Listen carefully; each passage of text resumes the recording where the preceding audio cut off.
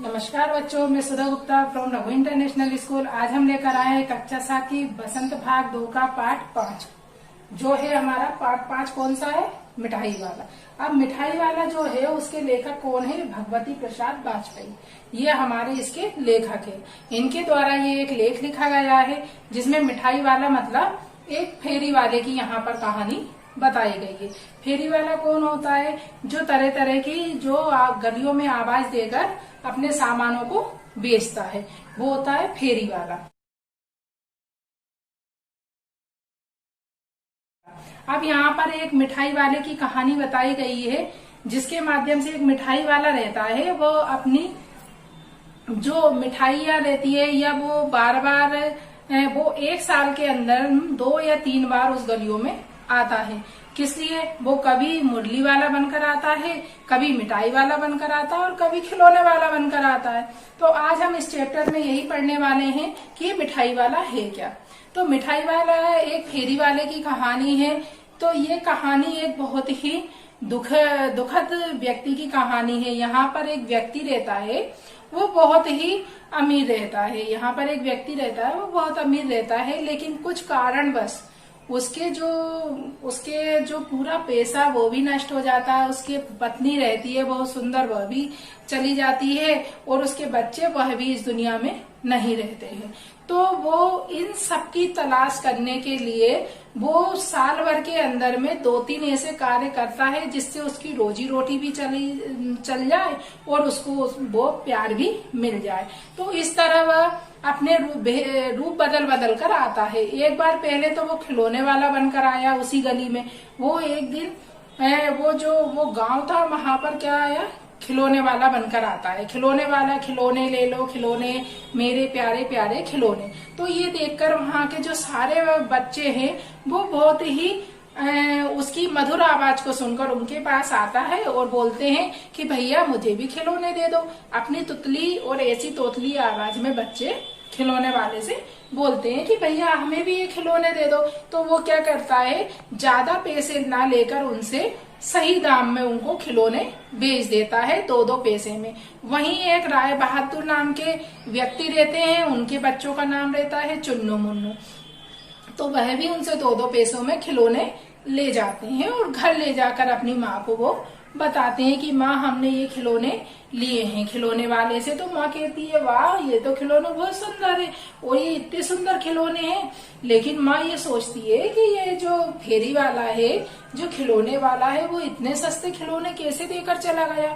लेकिन वो सोचती है चलो कोई बात नहीं, दे दिए होंगे। ये सोचकर वो धीरे धीरे उस बात को बुला देती है।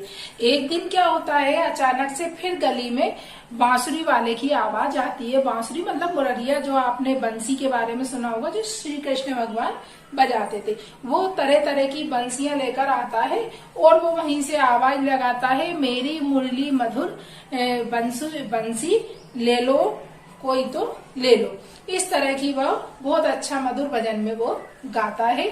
तो इस तरह उसकी बंसी की आवाज इतनी मधुर होती है कि सारे बच्चे जो जैसी स्थिति में पार्क में खेल रहे होते हैं, जैसी भी हालत में रहती है, कोई ने अपना मतलब पजामा नहीं पहना है, किसी ने कुछ नहीं, कोई खेल रहा है, कोई कुछ कर रहा है, वो वैसी ही स्थिति में वहां से दौड़े दौड़े उस बंसी वाले के पास आ जाते हैं, मुरलिया वाले के पास आ जाते हैं।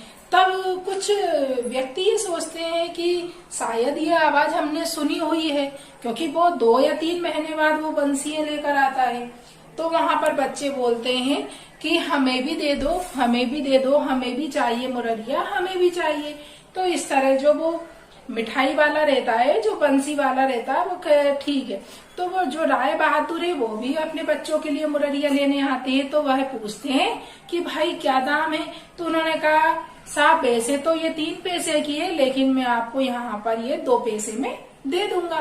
तो राय बहादुर बोलते हैं कि अरे तुम हमें पागल बनाते हो, सभी बेचने वाले यही कहते हैं जैसे हमारे ऊपर कोई एहसान कर रहे हो आप। तो ये आपकी 2 पैसे में कैसे है? तो आप झूठ बोलते हो। तो वो ये बोलता है बंसी वाला कि साहब मैं आपसे कोई झूठ नहीं बोल रहा हूँ, मैंने कम से कम 1000 मुरलियां बनवाई हैं तब ये मेरे 2 पैसे की पड़ी हैं। तो उन्होंने कहा ठीक है भाई, हमें भी ये 2 बंसी हमारे बच्चों के लिए दे दो। तो उन्होंने रंग बिरंगी बंसी उनको दे दी। अब वो बंसी लेकर वापस अपनी माँ के पास जाते हैं चुन्नू और मुन्नू।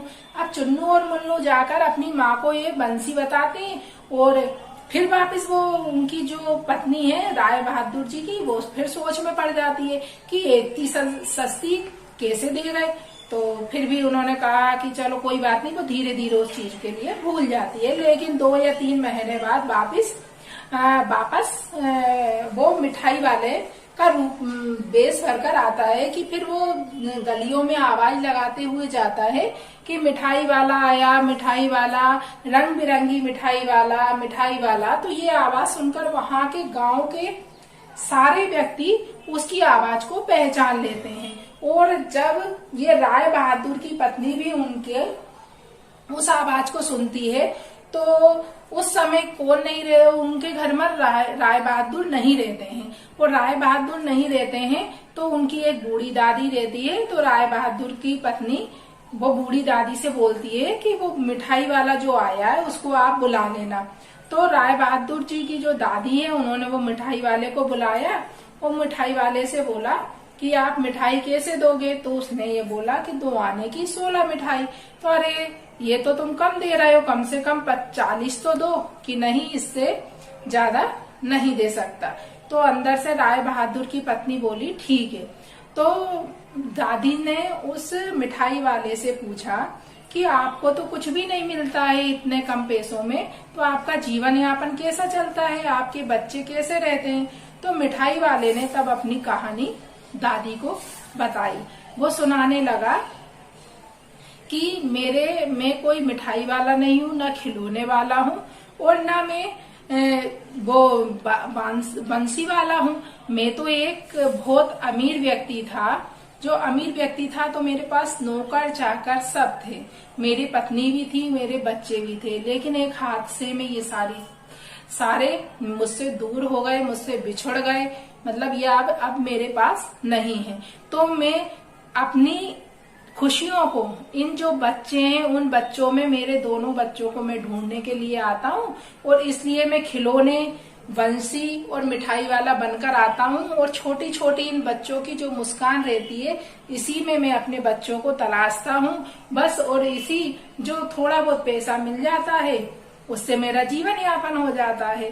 तो यह सुनकर जो राय बहादुर की जो पत्नी थी उनकी आंखों में भी आंसू आ गए और वो दादी का मन भी पिघल गया।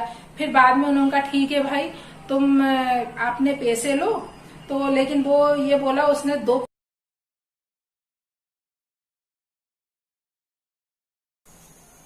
इस तरह जो उसकी फेरी वाले की कहानी थी उसको सुनकर दादी माँ की आंखों में आंसू आ गए। और फिर फेरी वाले जो मिठाई वाला था उसने 2 पुड़ियाँ बनाई और एक चुन्नू को दे दी और एक मुन्नू को दे दी और फिर उन्होंने उसके पैसे भी नहीं लिए। तो ये था मिठाई वाले की कहानी।